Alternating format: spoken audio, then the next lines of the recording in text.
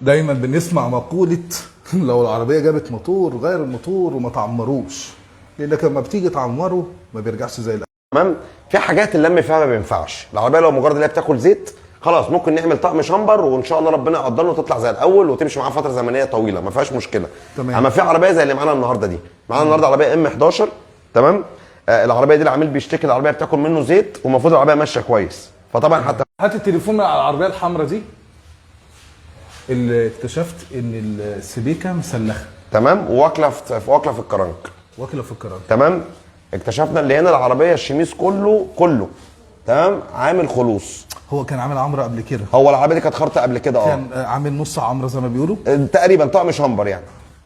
تمام. فالعربيه دي كلها كده الشمايس كلها مسلخه من جوه. دي كده ما ينفعش فيها طقم شامبر بس، لازما يتعمل بقى عمره كامله. عمره كامله. فاحنا بقى بنقول ايه؟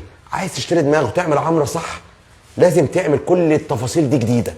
يعني ينسى موضوع نص عمره. لا انسى بقى الكلام ده خلاص كده. محتاجين نجيب طقم بيستم جديد، محتاجين نجيب طقم سبيكه جديد، محتاجين نودي الوش المخرطه، نراجع على الالسات الصبابات ونراجع على الصبابات نفسها. حلو. محتاجين نفك الموتور ده كله بره العربيه يروح المخرطه.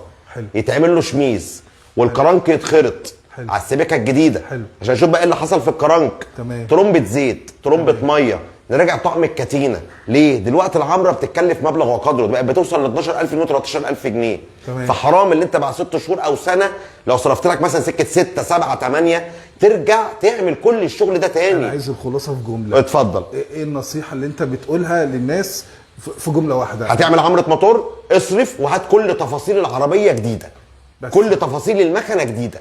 شكرا. ما تسيبش نفسك اللي يقول لك لم. كتر الف خير. حبيبي يا استاذ، حبيبي نورت.